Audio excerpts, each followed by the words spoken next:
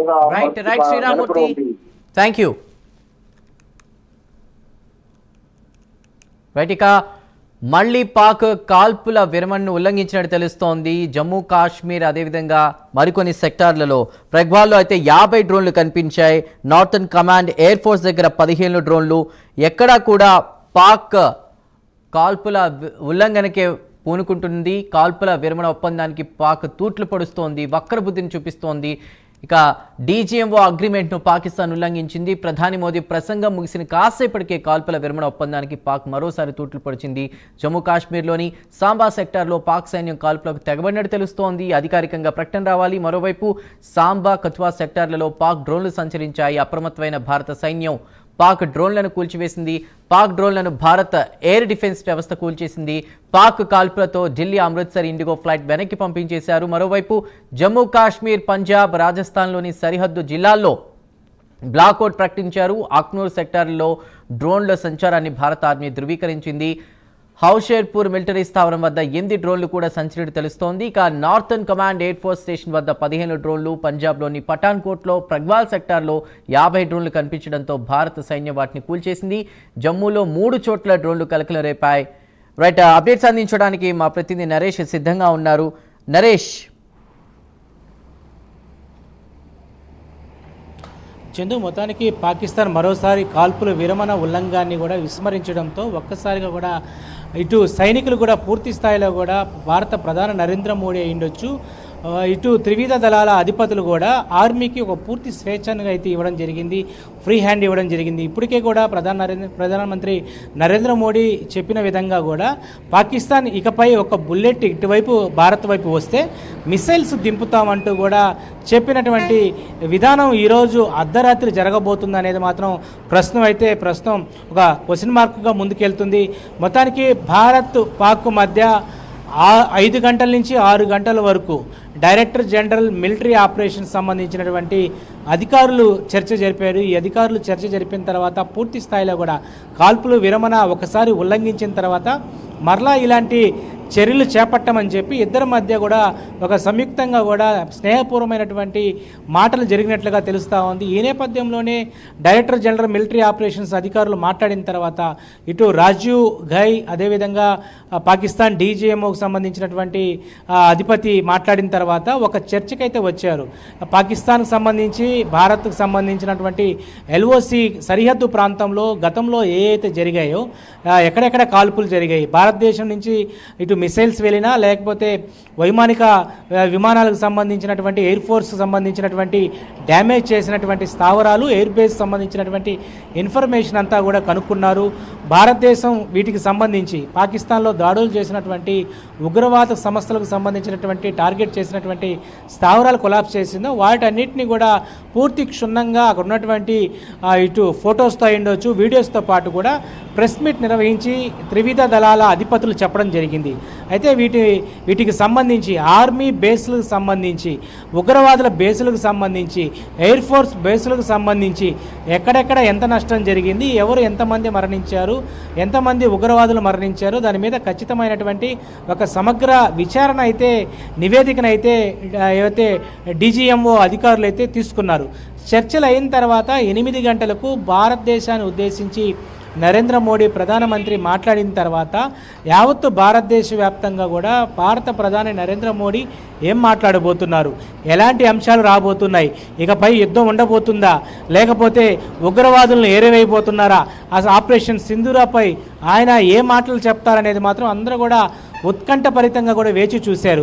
8 గంటలకు స్టార్ట్ అయినటువంటి ప్రధాని నరేంద్ర మోడీ యొక్క ప్రసంగం దాదాపు కూడా చాలా వరకు కూడా కొనసాగింది. ఆపరేషన్ సింధూర్ కేవలం పహల్గామ్ సంబంధించినటువంటి అమాయకులు భారతీయులపై జరిపినటువంటి కాల్పుల్లో, ఉగ్రవాదులు జరిపినటువంటి కాల్పుల్లో 26 మంది అసువులు బాసారు. అసువులు బాసినటువంటి కుటుంబాల్లో మహిళలు సింధూరాన్ని పోగొట్టుకుంటే ఆ సింధూరాన్ని కానుకగా వాళ్ళకి రెట్టింపు ఉత్సాహాన్ని ఇచ్చేందుకు ఆపరేషన్ సింధూరాన్ని కొనసాగించాం. ఆపరేషన్ సింధూరాతో దాదాపు కూడా 100 మంది పైగా కూడా ఉగ్రవాదులు మేము హతమార్చాం. ఈరోజు త్రివిధ దళాల బలగాలకు కూడా, ఆర్మీ యొక్క సెక్టార్కి కూడా నేను సెల్యూట్ చేస్తున్నా అని చెప్పి ప్రధానమంత్రి నరేంద్ర మోడీ మాట్లాడడం జరిగింది. అయితే ప్రధానంగా భారత ప్రధాని మాట్లాడేటప్పుడు కేవలం పాకిస్తాన్ ఆర్మీ అయి ఉండొచ్చు, పాకిస్తాన్ ప్రజలకు కానీ ఎలాంటి ఇబ్బంది కలగకుండా కేవలం ఉగ్రవాదాన్ని ఏదైతే మట్టి కరిపించే దిశగా మాత్రమే మనం ఆపరేషన్ సింధూరాని ముందుకు తీసుకెళ్ళాం. ఆపరేషన్ సింధూర పూర్తి యొక్క ఇటు ఆపరేషన్ సింధూర మొత్తం ఉగ్రవాదుల స్థావరాల పైన అక్కడ ఉన్నటువంటి వాళ్ళ యొక్క సముచితమైనటువంటి నిర్దిష్టమైనటువంటి వాళ్ళ యొక్క కదలికలు ఎక్కడైతే ఉన్నాయో వాటి మీదే మనం దాడి చేశాం. అక్కడ జైషే మహమ్మద్ అయి ఉండొచ్చు, లష్కరే తోయబా ఉండొచ్చు, అదేవిధంగా ఆర్కే ఉండొచ్చు, మరికొంత సంబంధించినటువంటి ఎవరైతే టార్గెట్గా ఉంటారో వాళ్ళు ఉగ్రవాద సంస్థలు ఏదైతే ఉంటాయో పేరు మార్చుకున్నా, దుస్తువులు మార్చుకున్నా, మరొక సంస్థగా మార్చుకున్న ఉగ్రవాదాన్ని ఏరివేసే ప్రణిగాలనే భారతదేశం ముందుకెళ్తుంది. ఇకపై పాకిస్తాన్ అయి ఉండొచ్చు, పీఓకే పాక్ ఆక్రమిత కాశ్మీర్కి సంబంధించినటువంటి ప్రాంతంలో ఉండొచ్చు, ఉగ్రవాద స్థావరాలు ఉండడానికి లేదు. వాటన్నిటి మీద ఉక్కుపాదం మోపుతాం. ఇకపై పాకిస్తాన్ తవ్వింపు చర్యలు చేసిన, పాకిస్తాన్ ఏమాత్రం ఒక్క బుల్లెట్ భారత్పై ఎల్ఓసి ప్రాంతంలో ముందుకు వచ్చిన యాక్ట్ ఆఫ్ వార్గా పరిగణలోకి తీసుకుంటాం.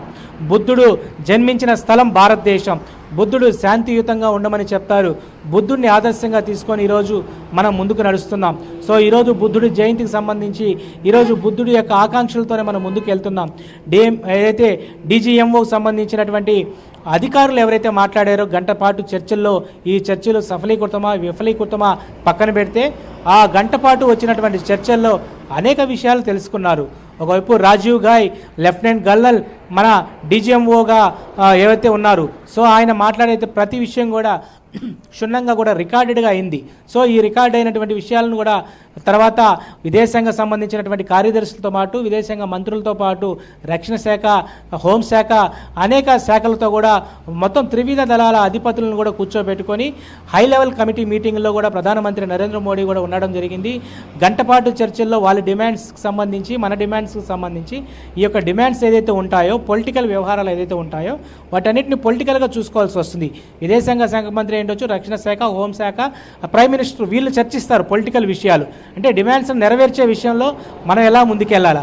అదేవిధంగా దానికి ముందు గంట చర్చల్లో దాదాపు కూడా అరగంటకు పైగా ఈ యొక్క ఆర్మీ బేస్కు సంబంధించినటువంటి ఇటు ఎక్కడైతే ఎయిర్ బేసెస్ కొలాప్స్ అయ్యాయో, ఎంతమంది అక్కడ ఉన్నటువంటి జవాన్లు మృత్యువాత పడ్డారు, ఇటు ఇండియాకు సంబంధించి ఎవరైనా చనిపోయి ఉంటే వాళ్ళ యొక్క ఇన్ఫర్మేషన్ పాకిస్తాన్కి ఇవ్వడం జరిగింది. అదేవిధంగా పాకిస్తాన్లో ఉగ్రవాదులను ఎందుకు పెంచి పోషిస్తున్నారు, ఉగ్రవాదుల యొక్క అంత్యక్రియల్లో పాకిస్తాన్ ఆర్మీ ఎందుకు వెళ్ళింది, పాకిస్తాన్ పెద్దలు ఎందుకు వెళ్ళారు, వీటన్నిటి మీద పూర్తి స్థాయిలో కూడా ఒక నివేదికనైతే భారతదేశం సంబంధించినటువంటి డీజీఎంఓ అధికారులు కూడా స్పష్టత తీసుకోవడం జరిగింది.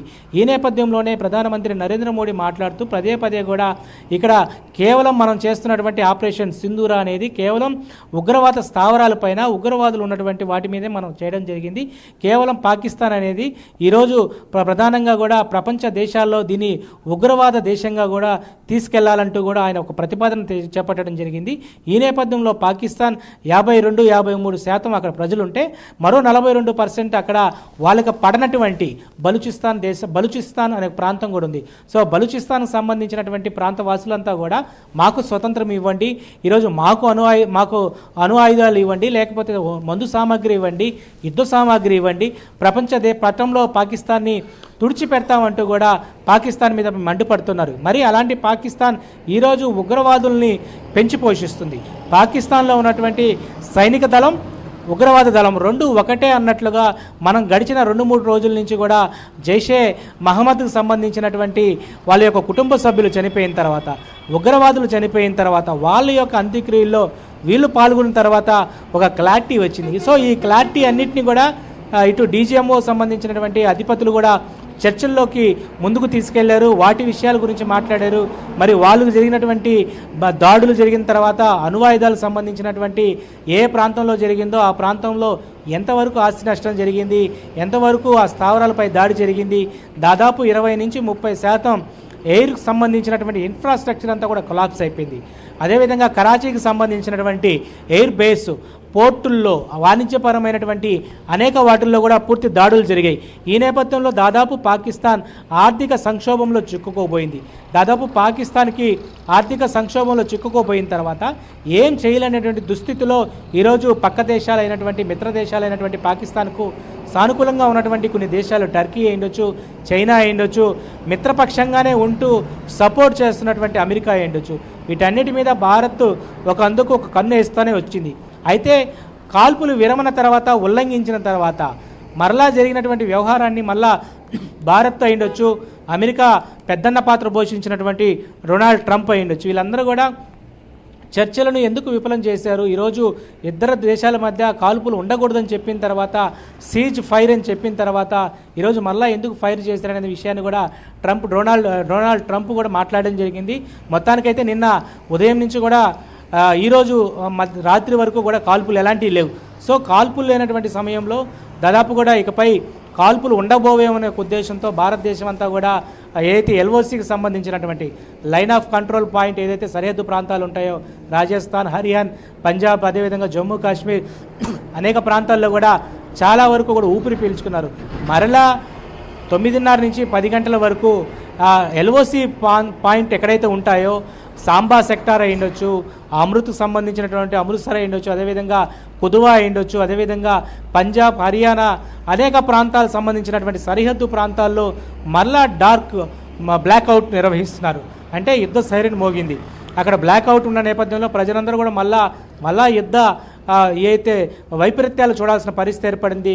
ఆకాశంలో డ్రోన్లు యొక్క కవ్వింపు చర్యను పాకిస్తాన్ చేపట్టినటువంటి తరుణంలో మరలా కూడా అలర్ట్ అయ్యారు. ఏ జిల్లాలో ప్రధానమైనటువంటి ఎల్ఓసి దగ్గర ఉన్నటువంటి ప్రాంతాలు కలెక్టర్లంతా కూడా అప్రమత్తమయ్యారు. ఆ జిల్లాలకు సంబంధించి, ఆ సరిహద్దు ప్రాంతాలకు సంబంధించినటువంటి ఆర్మీ అయ్యుండొచ్చు, అక్కడ రాష్ట్ర సిఎస్లంతా కూడా అలర్ట్ అయ్యారు. ఎప్పటికెప్పుడు కూడా భారత్ ఆర్మీకి ఒక ఫ్రీ హ్యాండ్ ఇచ్చింది. పాకిస్తాన్ నుంచి ఏదైనా దాడి జరిగితే ఎదురు దాడి చేసేందుకు ఫ్రీ హ్యాండ్ ఇవ్వడం జరిగింది. భారత ప్రధానమంత్రి నరేంద్ర మోడీ మాట్లాడిన తర్వాత మరికొన్ని గంటల్లోనే ఈ యొక్క కవ్వింపు చర్య చేపట్టడం పట్ల యావత్తు భారతదేశ వ్యాప్తంగానే కాదు, ప్రపంచ దేశాలు కూడా మండిపడతా ఉన్నాయి. ఈరోజు ప్రపంచ దేశాలకు సంబంధించినటువంటి అనేక దేశాలు మనకు మద్దతు ఇస్తున్నటువంటి తరుణంలో ఇలాంటి చర్యలు చేపట్టడం ఇది హేయమైన చర్య. ఇది పూర్తి స్థాయిలో కూడా ఖండించాలంటూ కూడా అనేక ఎక్స్ ఖాతాల ద్వారా, ట్విట్టర్ ద్వారా కూడా మనకి అటు తెలియజేస్తా ఉన్నాయి. ఈ నేపథ్యంలోనే ప్రధానంగా మనం పాకిస్తాన్ని ఈరోజు ఉగ్రవాదుల సంస్థగా, ఏదైతే ఉగ్రవాదుల దేశంగా నిలబెట్టాలంటూ కూడా భారత్ ఒక ప్రకటన జారీ చేసేందుకు కూడా ముందుకెళ్తుంది. ఎందుకంటే ఈరోజు ప్రధానంగా పీఓకి సంబంధించినటువంటి పాక్ ఆక్రమిత కాశ్మీర్కి సంబంధించినటువంటి ఒక డిమాండ్ని తీసుకుంది. పీఓకేని ఖచ్చితంగా భారత్కి అప్పజెంపాలా, గతంలో పీఓకేని మీరు తీసుకున్నారు, సో దానికి సంబంధించినటువంటి ఏంటి వ్యవహారాల మీద కూడా పొలిటికల్గా రక్షణ శాఖ, హోంశాఖ చర్చించిన తర్వాత ఎలాంటి పరిణామాలు చోటు చేసుకుంటాయో చూడాలి. అయినప్పటికీ పాకిస్తాన్ అయ్యుండొచ్చు, పీఓకి సంబంధించినటువంటి ప్రాంతాల్లో ఉండేటువంటి ప్రజలు, అక్కడ ఉగ్రవాదులు ఎవరైతే ఉంటారో ఉగ్రవాద స్థావరాల మీద కూడా పూర్తి స్థాయిలో కట్టుదిట్టమైనటువంటి చర్యలు చేపట్టే విధంగా భారత్ ముందుకెళ్తున్న పరిస్థితి కనబడతా ఉంది. అయితే ప్రస్తుతం కాల్పులు ఏదైతే నరేష్, థ్యాంక్ యూ. భారత్ పాక్ సరిహద్దుల్లో డ్రోన్ల సంచారం ఆగి